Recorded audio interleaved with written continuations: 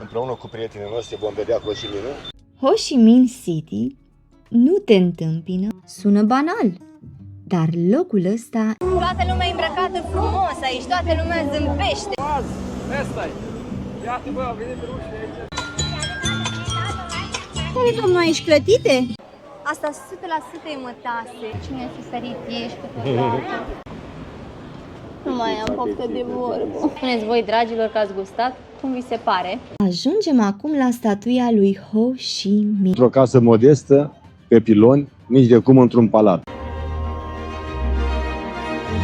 Aici s-a scris istorie. Sunt multe echipamente militare ale Statelor Unite. Aici avem un aruncător de flăc. Au fost niște monștri la vremea respectivă. Cu elicopterul, cu mașinățele. Domnulețule, ai văzut că scrie și România aici? Extraordinar de puternic cu care americanii încercau să distrugă jungla. Dar alții au suferit efecte pe termen lung. Fiți atenți, dragilor! Doamna care ne vinde biletele la loterie vrea să-mi facă un video în cazul în care voi câștiga să mă dea la televizor. I'm the winner from Romania. I'm so happy. O să vedeți la știrile de la ora 5. I'm a billionaire. In Donci. Gata.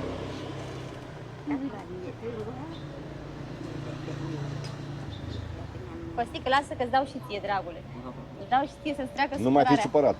supărat. Schimbă atitudinea. Le-ai supărat? Uite-le ce față are. Ce ai, mă? Ce ai pățit? Ai visat rău? Te-ai chemat ambasadorul? Te-ai bătut Olga? Te-am încuiat în baie, te-ai blocat ca mine în baie. Ce ai făcut?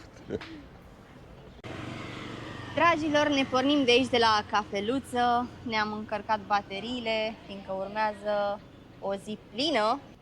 Chiar de aici până la stația de autobuz ne despart 300 de metri. Mergem frumos la picior, ne urcăm în autobuz să vedem centrul orașului Ho Chi Minh. De-abia așteptăm. În 5 minute suntem acolo și vom căuta mai cu umbră puțin, sunt 29 de grade astăzi. Temperatura va ajunge până la 33, am văzut pe meteo. Sperăm să nu ne sufocăm prea mult. Împreună cu prietenii noștri vom vedea Ho Chi Minh și voi prin ochii noștri. În luna ianuarie.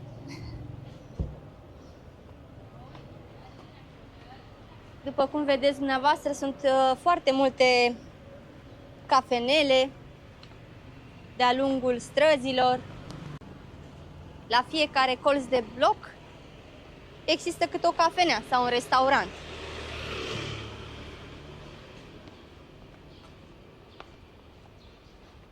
E duminică astăzi. Dar nu cred că e pe aici.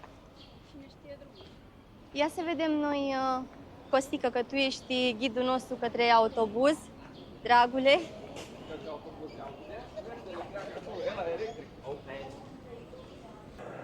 În acest complex domnește liniștea, frumusețea.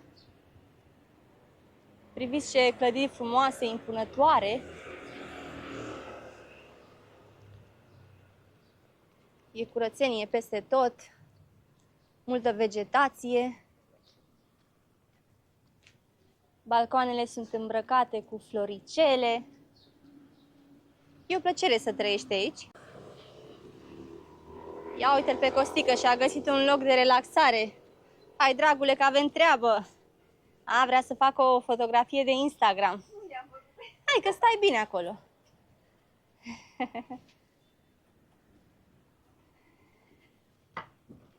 Ne-am remarcat diferite soiuri de palmieri. Foarte frumos sunt. Noaptea se aprind luminițele. Sunt și ei decorați cu instalații de iluminare.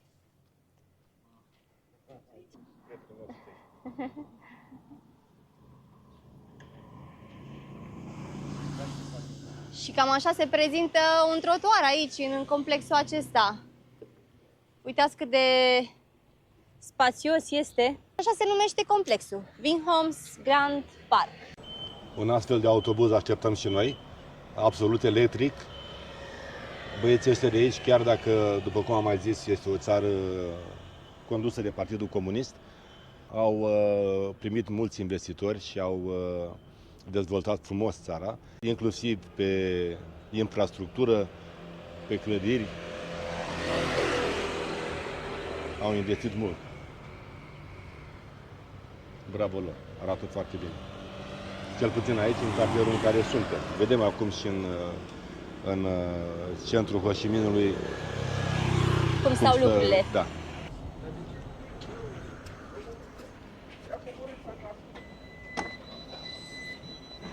Dar nu trebuie să cumpărăm bilet? La șofer sau nu știu.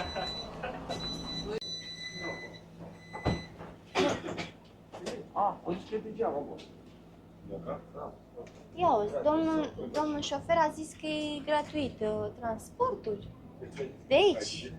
Wow, interesant. Ne place și mai mult, nu-i așa? E gratis.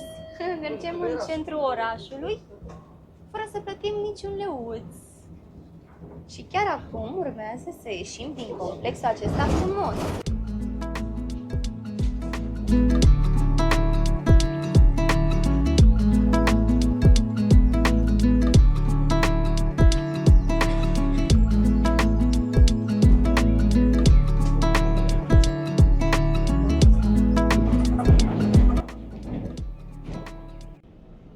E greu să te strecori pe aici cu autobuzul. Da, este. Totuși, domnul pare relaxat. Îți ține drumul înainte. Ăștia trec și pe stânga și pe dreapta. Ho Chi Minh City nu te întâmpină, te lovește.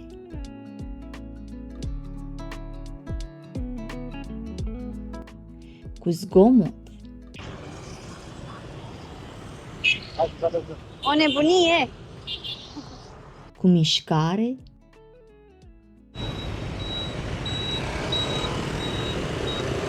cu viață.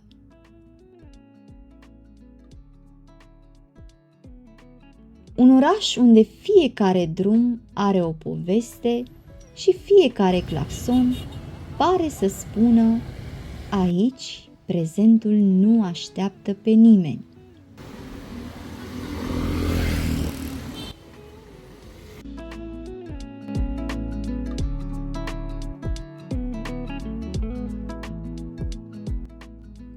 Dar dincolo de trafic și haos, acest oraș poartă în el amintiri grele.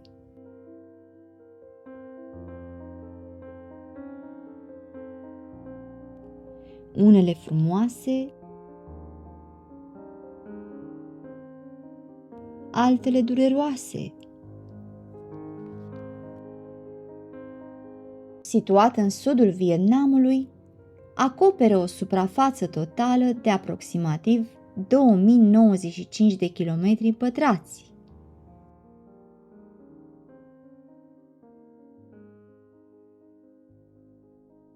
Populația zonei metropolitane Ho Chi Minh, fostul Saigon, este estimată la aproximativ 10,1 milioane de locuitori în 2026. Dragilor, ne-am dat jos din autobuz și am coborât în mijlocul orașului Ho Chi Minh, fostul Saigon. Ne aflăm într-un loc destul de vizitat de turiști și anume în centrul vechi al orașului. Plin de istorie, plin de cultură. În stânga noastră avem catedrala Notre-Dame din Saigon. O să vă spunem o povestioară despre ea. Iar în dreapta noastră avem oficiul poștal al Ho Chi Minhului, o clădire impunătoare, frumoasă, cu arhitectură impresionantă, culori calde și multă lume care se adună aici să socializeze, să-și facă fotografii memorabile. Și vă mai ducem într-un loc, chiar aproape de aceste două clădiri, se află strada cărților, un loc retras unde poți să savurezi o cafeluță, să citești o carte, să privești trecătorii să te bucuri de viață în primul rând. Deci de aceea suntem noi aici în Vietnam, să ne bucurăm de viață și să vă transmiteți și dumneavoastră acest lucru. Haideți să ne oprim puțin la oficiul poștal central. Știm, sună banal, dar locul ăsta e absolut superb.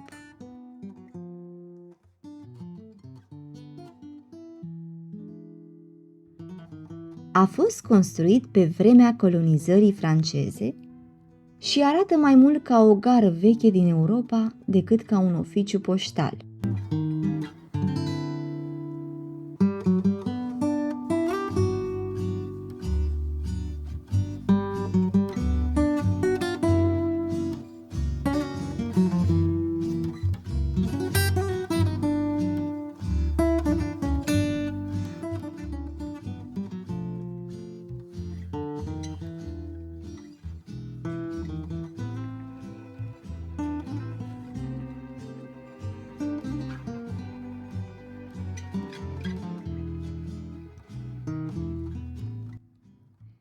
Detaliile arhitecturale sunt incredibile. Și surpriză, încă funcționează. Poți trimite o carte poștală direct din mijlocul istoriei.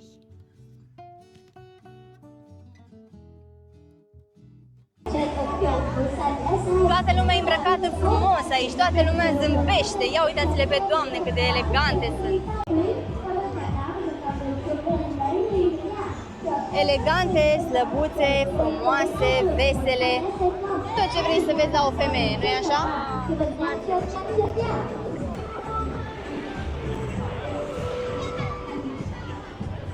Părăsim oficiul poștal și ne îndreptăm cu entuziasm către Catedrala Notre-Dame. Nu m-a dus domnulețul meu la Paris, n-am fost în Franța, însă am ocazia să mă bucur de această catedrală. Azi, ăsta-i. Iată, bă, au venit rușii aici. Această catedrală este una din principalele atracții turistice din orașul Saigon, actual Ho Chi Minh. A fost construită de coloniștii francezi, care i-au dat numele de Biserica din Saigon. Ea a fost construită între anii 1877 și 1880, adică în timp de 3 ani. Materialul din care este construită, respectiv cărămizile acestea roșii, au fost importate din Marsilia. Este unul dintre vestigiile trecutului colonial al Vietnamului, al orașului Ho Chi Minh respectiv. În 1962 a primit statutul de bazilică și numele oficial de Catedrala Notre-Dame, Bazilica Saigon. Imediat în vecinătatea catedralei, pe care tocmai v-am prezentat-o, și lângă oficiul poștal, este o stradă doar pentru acces pietonal, plină cu magazine, cu baruri, cu vânzători de carte, vânzători de haine, cu absolut tot ce vă gândiți.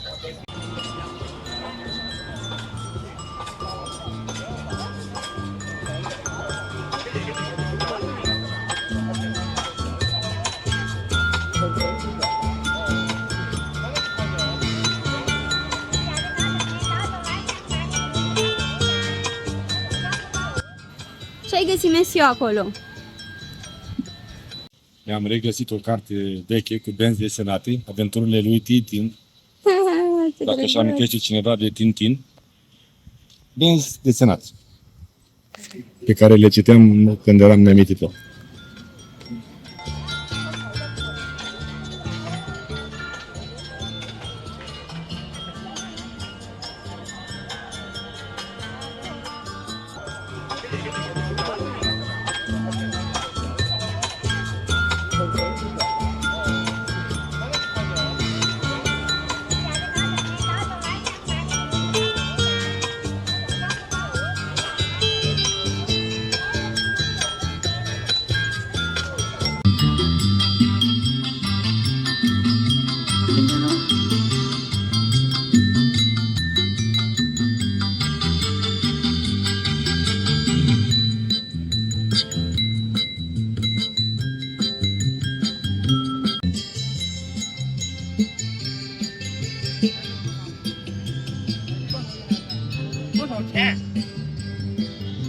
Ce are domnul aici, clătite? Cred că e banană. Nu știu cum a ajuns să facă așa, dar așa pare că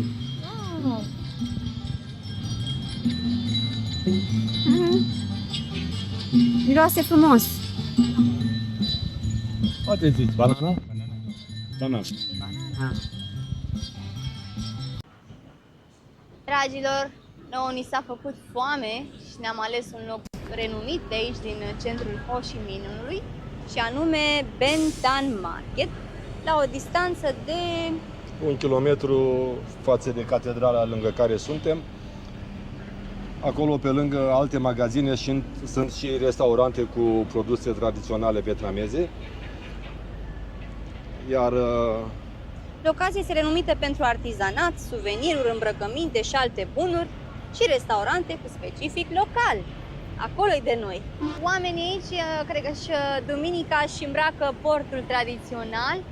Uitați cum sunt domnișoarele de aici, de pe băncuță, și cele pe care le-am văzut în fața oficiului poștal. da, da, Traversăm? da. Hai! Deci, deocamdată, cel mai bun schimb de la fata asta, 30.000, 10. Uite că au aici cafea luac, te-am băut în Bali. Cafe Vietnam. Cafea din nucă de cocos. Ceva special, iar special. Hello. Hello! Cum Este să întreb șef aici. cafea de nucă de cocos? Da, așa scrie. Da, păi. Face un $5 ăsta. Wow, ce material bun! Seamănă cașmir, nu Christian asta? Dior. E Wow, wow! cașmir, boss, eu îți scrie aici. Cașmir, boss. Cașmir. Cașmir și Da? Vezi mătas. că l-ai simțit.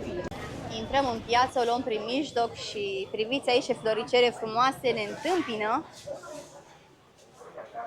Stânga-dreapta floricele, fete frumoase, precum floricelele.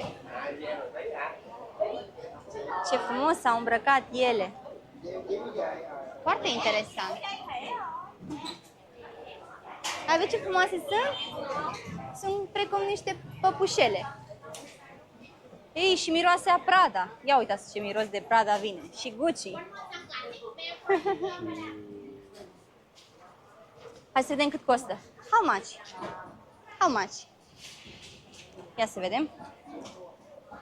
800.000 de donci. Ce mai avem aici? Păi fructul pasiunii, cred. Castraveți, roșii, legume în general, ceapă, bimete, usturoi, ardei iute, tot ce vrei. E o piață centrală, super mare, în care găsești îmbrăcăminte, încălțăminte, cosmetice, detergenți, fructe, legume. Mâncare de-a lor tradițională. Asta căutăm. Ei, uite aici, chiar în fața noastră, oameni care mănâncă la măsuțele lor, micuțe.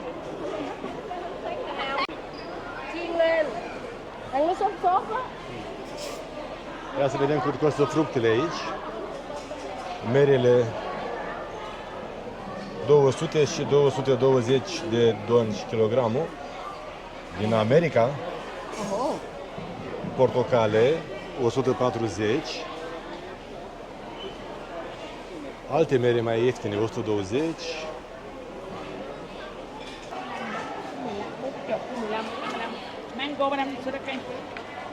Miroase a mâncare aici. da. E un amestec intens de tot felul de arome, de la cafea la pește, de nici nu mai știi ce să înțelegi, Durian. și durian și toate alea. Da. Se aseamănă cumva cu piețele acelea mari de le-am văzut prin Barcelona.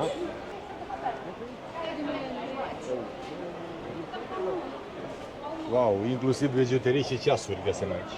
Da, asta e sectorul cu îmbrăcăminte, încălțăminte, accesorii. Da, la bijuterii nu mă așteptam. Dar sunt. Uite, underwear, Calvin Klein, Nike, toate Dior, Gucci, Tommy Hilfiger, tot ce vrei. Dacă vreți o pălărie de la Prada, Can I help you? Quán nó có đạm mà, đúng không?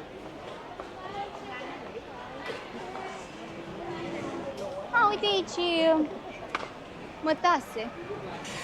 Materiale, descrie crep mătase silk. asta? Crep silk, așa scrie. Ții materialul frumos și îți faci rochiță. După cum ușor puteți vedea, vânzătorii nu sunt așa de agresivi, sau mai deloc nu sunt de fapt, față de multe alte țări în care am fost. Ce am găsit eu? Asta 100% e mătase. Pune mâna să vezi. Și îmi place foarte mult imprimeu. Make dress. Our day. Monsieur, place asta. Bravo. Nu vrei să întrebăm cât costă? Și mie mi-ar plăcea un Mercedes, oare vedem cât costă? Cine fi ferit ești cu Lasă că vin eu aici singură. Da. Vin eu singură și îmi iau. Lasă că mă duc eu în Germania și nu am Mercedes. Îmi fac eu o rochie frumoasă. Din mătase. Ia uite ce frumoasă e aia albastră. De acolo. Aia galbenă e frumos.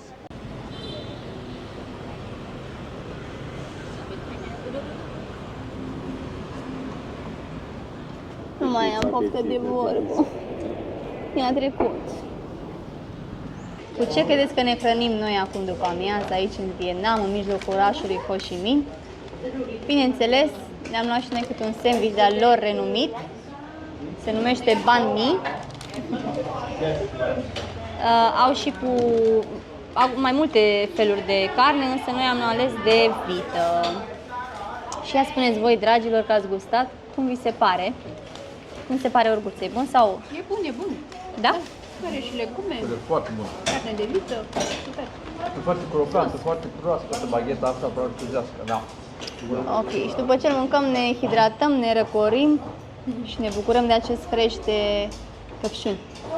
Foarte bun, cu gheață. Bem o vodcă după aia. Vodka nu. Avem de mers astăzi. Poftă mare.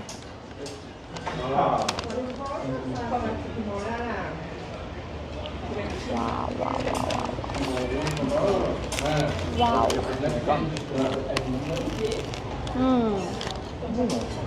E bună? Foarte bun. N-am mai mâncat de mult pâine. E sărbătoare azi. Are sosul bun. Foarte bun. Trebuie grăsime de foarte bun. Asta ele sunt, da, ai știu de din unul? Wow, cât de frumoase sunt. E de jos. Da, mă, e adevărat. E adevărat. Și să știți că sunt adevărate. Astea sunt fructele pomelo. Ia ce fain, da, vezi. Facem poze aici, memorabile. Uitați ce clădiri frumoase. E ziua de colte astăzi. Va trebui să coleg acest, cum îi zice? Pomelo! Pomelo. Întâi am crezut că sunt artificiale, dar de fapt chiar sunt naturale. Un pom adevărat.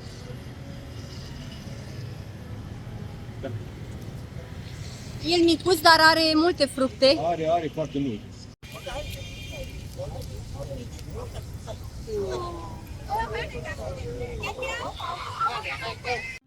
Ajungem acum la statuia lui Ho Chi Minh, unul dintre cele mai importante simboluri ale Vietnamului.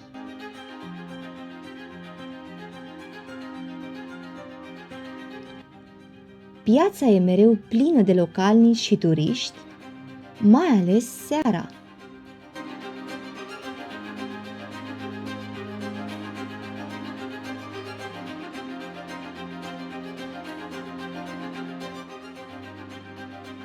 E genul de loc unde simți pulsul orașului, oameni care se plimbă, fac poze, stau la povești. Numele adevărat al lui Ho Chi Minh este Nguyen Sin Cung, dar patriot fiind și revoluționar în același timp, în acele vremuri grele, el a folosit peste 100 de pseudonime în activitatea pe care a avut-o. Trebuie să menționăm că el a fost fondatorul Vietnamului modern. Călătoriile lui prin diverse state ale lumii, cât și în Vietnam, a lucrat ca bucătar, ca marinar, ca muncitor. Însă, în această perioadă a studiat marxism-leninismul, studiat mișcările anticoloniale și, de asemenea, ideile de eliberare națională. Este adevărat, este un erou, merită tot respectul nostru, nu numai al vietnamezilor, cât și a celorlalți din lumea întreagă, pentru că a fost un om disciplinat, modest și foarte apropiat de oameni. Așa, ca niște curiozități, el nu a fost niciodată căsătorit și a locuit într-o casă modestă, pe piloni, nici de cum într-un palat.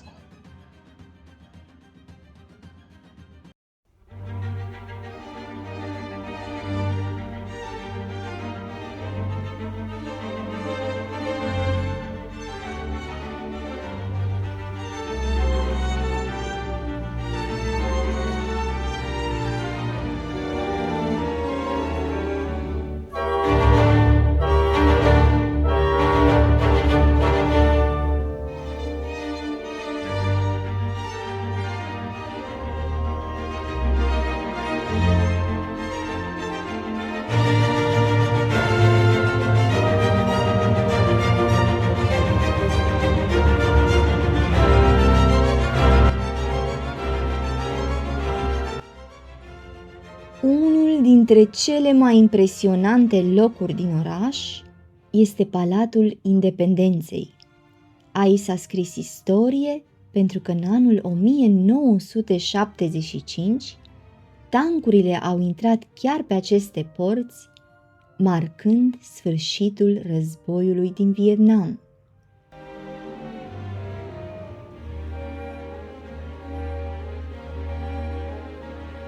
Interiorul e păstrat aproape exact ca atunci,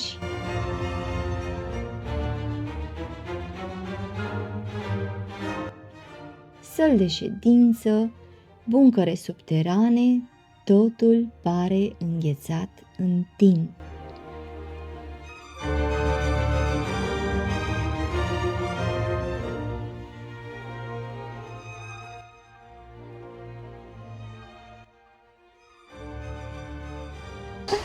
Uite, acolo în față am văzut un avion.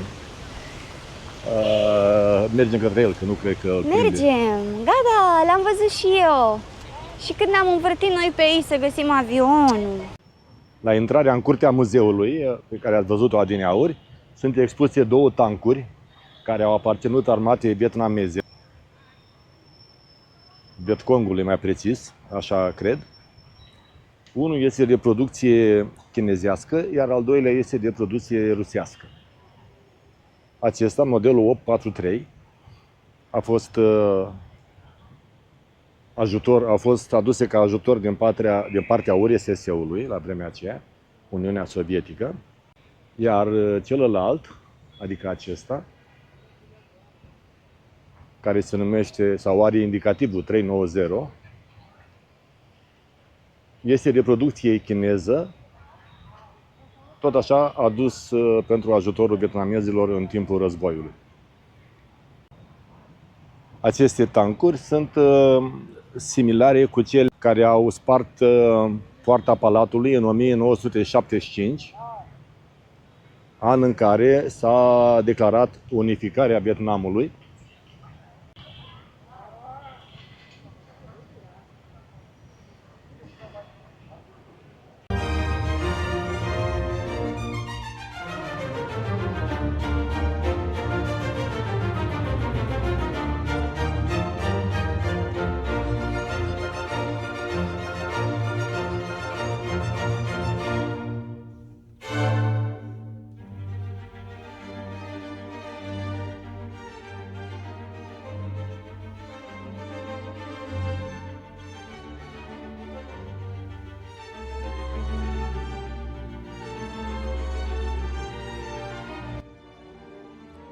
Războiul din Vietnam a început ca urmare a divizării Vietnamului după al doilea război mondial.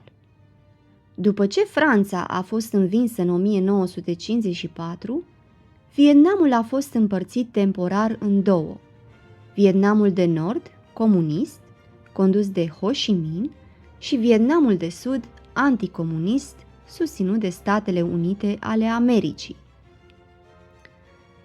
Urmau alegeri pentru reunificare, dar acestea nu au mai avut loc de teamă că Nordul comunist ar câștiga.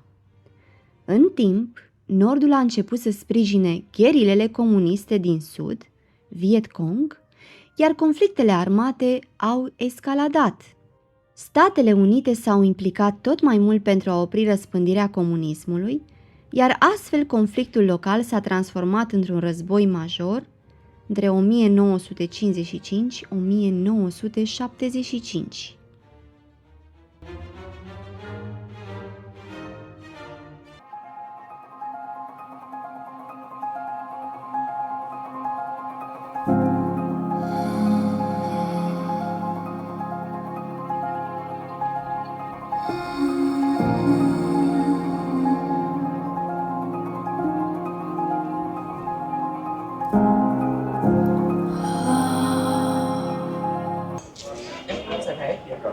Prețul unui bilet este de 40.000 de dolari, deci am dat 80.000 pentru ambele persoane. Ne-am trezit cam târziu să venim la muzeu, mai avem jumătate de oră la dispoziție. Pe acolo.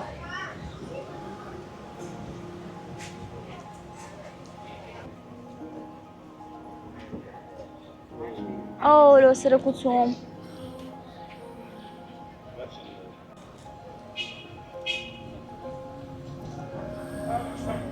Iată că în curtea muzeului sunt multe echipamente militare ale Statelor Unite. Aici este un elicopter din acela mare cu două elici, care este de mare capacitate.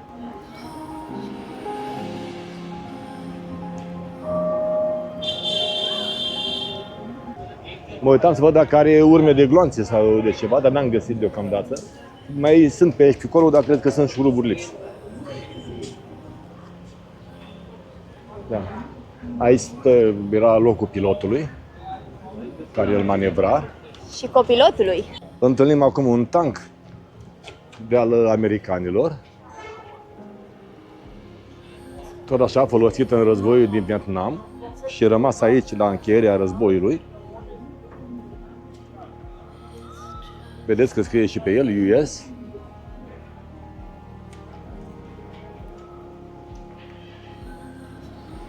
Șenilele sunt întregi. Nu știu dacă o fi funcțional. Acolo e turela unde intră conducătorul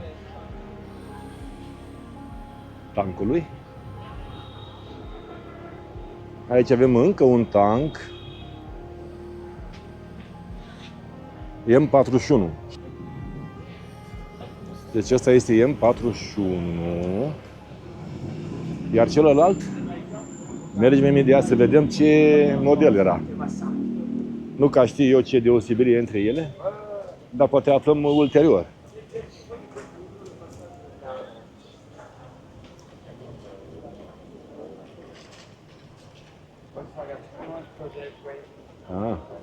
Acesta este M48A3.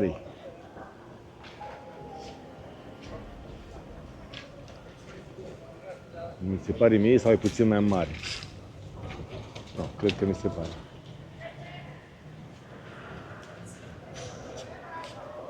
Dacă ne luăm după numere, teoretic, asta e o ediție mai nouă. Ce mai găsim în curtea muzeului?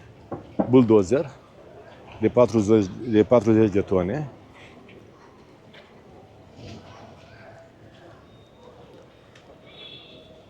Folosit pentru nivelarea pământului și probabil pentru descoperirea canalelor pe care le construiau vietnamezii.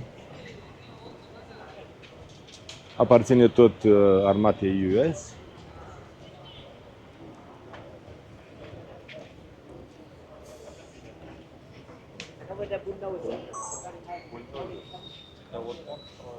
Aici avem un aruncător de flăcări.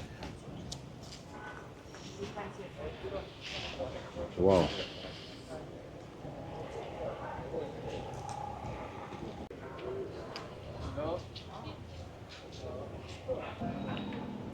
Acesta este un tun, tot așa folosit în războiul din Vietnam, de 105 mm.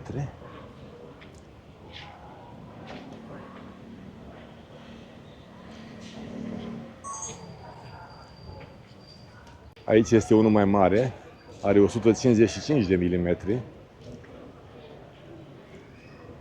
și are o greutate de 5000, aproape 900 de kilograme.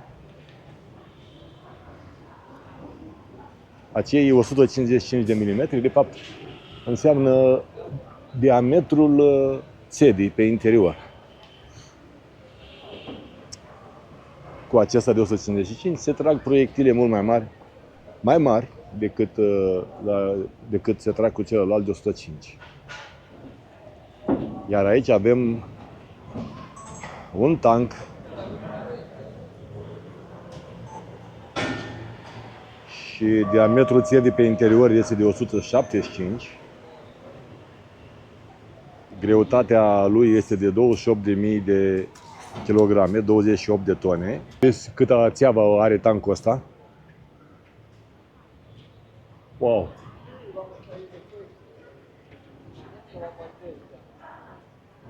În această secțiune sunt mai mult piese. O turelă de tank, un aruncător de grenade, o mitralieră și toate armele expuse, din ce am înțeles de la ghizii care mi prezintă pe aici, sunt ale armatei americane. O barcă cu mitraliera în vârf, cu scaunul mitraliorului. Acum, în funcție de cât timp mai avem, haideți repede să vedem și avioanele. Și după aceea vom încerca să mai intrăm și în interiorul muzeului. Acesta este tot un F-5. F-5A.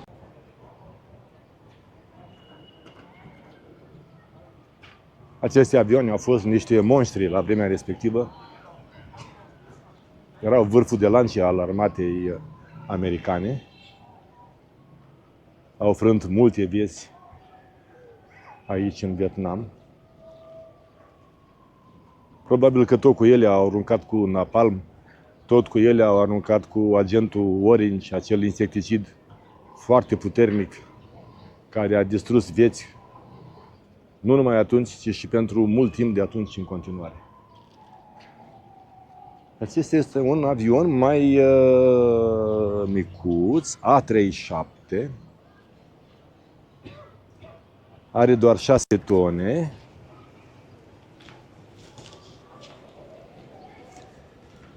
Am văzut un jeepuleț din ăla micuț desfăcut, așa, care mergeau americanii prin junglă, le-am văzut în filme. Unde este? Le arăt eu oamenilor acum pe cadru, da. Păi nu mai avem timp să... Aici un alt avion cu elice. Se pare că americanii au avut grijă să lase câte unul din fiecare, cel puțin. Ia să vedem dacă ne spune ceva. Ce avion este acesta?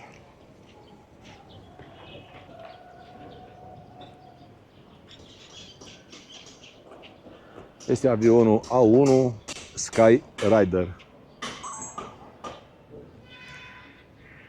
E mare. Aici, zic eu, aici se agățeau bombele. Deci câte putea să ducă? 1, 2, 3, 4, 5 sau 6 pe fiecare aripă.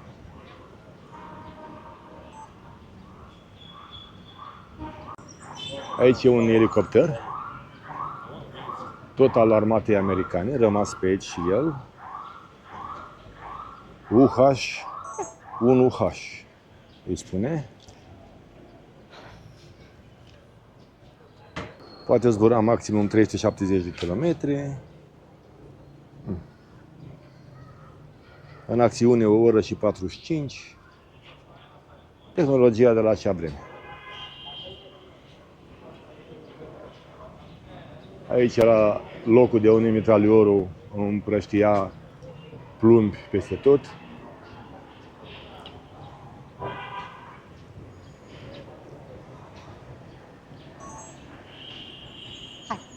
Let's go inside. Și acolo în spate am mai văzut două jeepuri. Hai, cipulețele, hai să le arătăm oamenilor mai bine.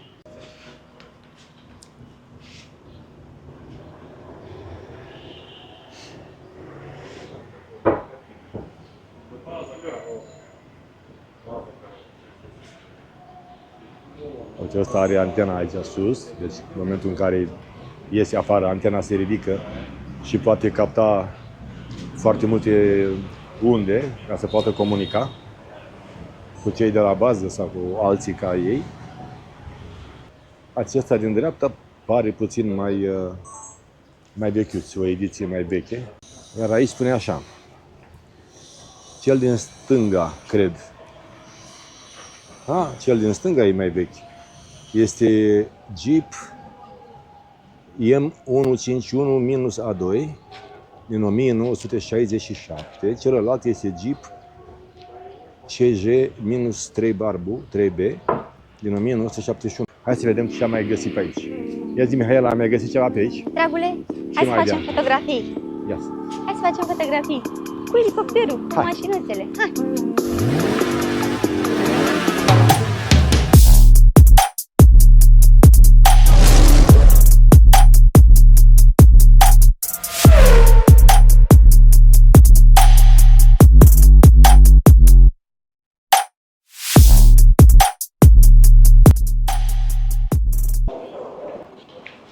Da, că am pierdut-o. Uite așa face, dispare. Odată dispare. Te uiți în stânga, nu-i, te uiți în dreapta, nu-i, înainte, înapoi, nu-i. Mai mereu mi-am propus să o las aici, sau acolo unde se întâmplă minunea de dispare. Că n-are bani la ea. Aici, pe acest ecran, sunt proiectate imagini din presa americană. Domnulețule, ai văzut că scrie și România aici? Din timpul războiului. Unde? Nu încoace să-ți arăt. Ia. Dacă vrei mai zi o dată. Am Ce vrei zis. să zici, că te-am încurcat? Am zis, las ca și faci mereu. Mereu mă încurci. Uite aici, scrie și numele România. Polonia, Ceoslovacia, România, Uniunea Sovietică, Ungaria, Bulgaria, Germania de Est, țările comuniste de la vremea respectivă.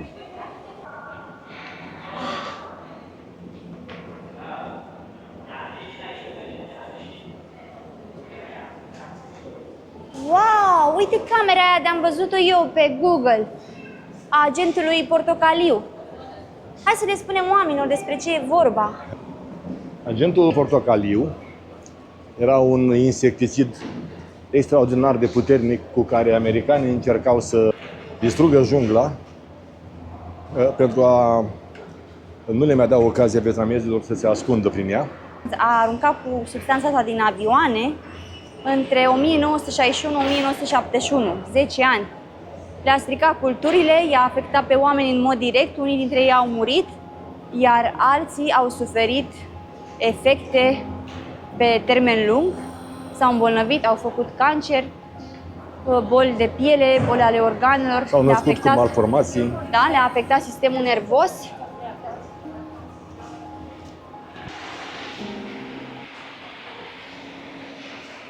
Deci agentul Portocaliu nu este un om, este o armă distrugătoare, O armă chimică. o armă chimică. Și aici cred că erau măști de gaz, ceva. Astea sunt măști de gaze. Da. Cu care se protejau împotriva armelor chimice. Să știți că printre oamenii care au fost afectați au numărat și soldații americani, foarte mulți dintre ei. Și unii dintre ei am văzut că, am citit că au regretat foarte mult experiența și că au luptat împotriva acestor oameni de aici. Uite cum îi afecta, uite cum erau oamenii săraci, cu boli de piele și cum subnutriți și... Ia uite ce boli de piele. Vă dați seama ce suferință. Și mai rău de atât că se transmitea și la alte generații. Ia uite domnul de aici, săracul. Wow! Asta chiar e horror. Vedeți ce efecte grave poate avea războiul, arma distrugătoare a omenirii.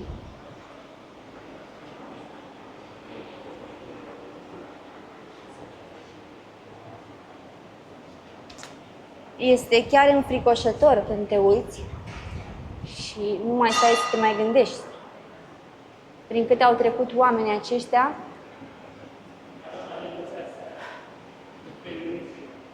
De fapt, acest muzeu este un simbol al păcii. Toți vizitatorii care trec pe aici trebuie să vadă ororele unui potențial război și să facă tot posibilul să evite o astfel de catastrofă. Da. mai zici și tu ceva. Deci e ceva de nedescris. Nici eu chiar nu mi-am imaginat că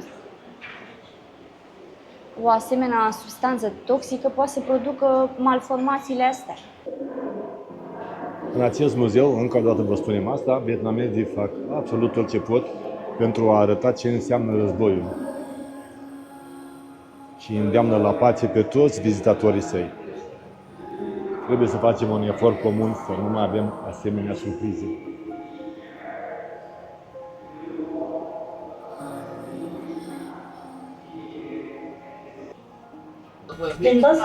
Uite, cașmir acolo. Acolo trebuie să mă duc. Uite, cașmir, silk. Aoleu. Am văzut, acolo vreau să ajung. Uite, lângă Bon sunt... Să ții minte. Ții minte.